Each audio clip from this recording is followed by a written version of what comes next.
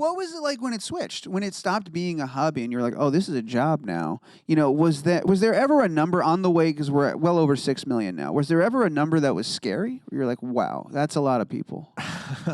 I don't know if there was ever a number that was scary, because it did happen very quickly, but also relatively gradually. It's been kind of linear. So, you know, it's not like I had like some YouTubers where they had 0 subscribers one day and then 5 million the next because they had a video that went crazily viral. I just had a string of videos that went kind of viral, and yeah. Burn, So I got warmed up to it, because something like this, what we're doing right now, I can tell you with confidence, it would not be possible for me to do 4 years ago when I started the show. I didn't have I wasn't extroverted enough. I wasn't conversational enough. I wasn't socially adjusted enough. So, you know, just like cooking, all things with practice, and all things by gradually stepping outside of your comfort zone. What do you think it is about the process of creating this show that's gotten you to this point that you can do stupid stuff like this and answer questions from an idiot like me? Like, why is that? So, because you wouldn't assume that they're transferable skills. You're kind of doing your own thing. You're in your kitchen and you're making all these dishes. And now, you know, 4 years later, to be someone who couldn't sit in public and do this and now can, what do you think it is that got you here? I guess it's the fact that I was able to be my fullest and most genuine self on the show. I was being kind of eye roll goofy, and you know, just like, oh, you know, groaning dad joke kind of stuff, and talking passionately about what I was passionate about, and people were listening and receptive to it, and it showed me that I have something to say and people want to hear it. So it over time, like I said, you know, just gradual growth over time. Yeah, talking about stuff that you probably wouldn't have done 4 years ago, talk to me about making this book. Everybody I've talked to that's ever made a book, cooking book, or whatever book, but just making a book, not an easy thing to do. Definitely not. Yeah.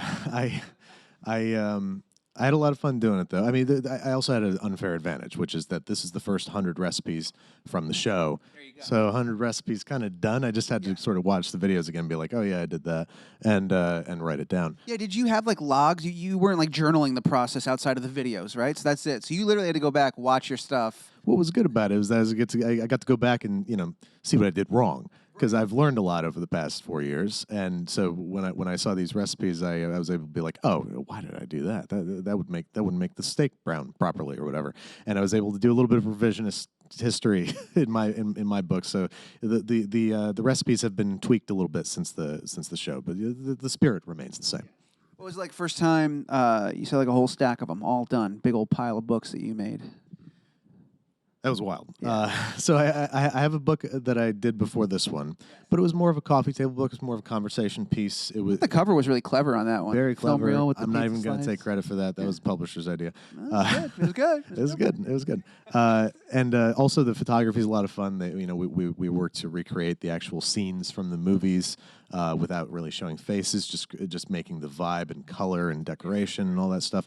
And but you know, it wasn't as intensive a cooking resource. It was, and at the heart of Binging with Babish has always been technique. Even in the Elf pasta video, which is a video about mixing spaghetti with Pop-Tarts, there's still technique in that episode. I show you how to sauce up pasta properly. I want the show to have as much utility as it has entertainment. So that's why I wanted this book to have as well. And so it was a much more intense writing process because I wanted to get into the how and why a bit. I'm going to get way deeper into the how and why in the next book, which is the Basics with Babish cookbook, which is going to be, you know, just straight up technique, no movies or TV shows involved. Yeah, so it was kind of a crazy process. We shot all the photography in my apartment. We set up a little studio right in the corner. We had test cooks come in, and we knocked the whole thing, all the photography out in 7 days. So it was like 8-9 recipes a day. It was out of control. So and it was just all in my house. It's a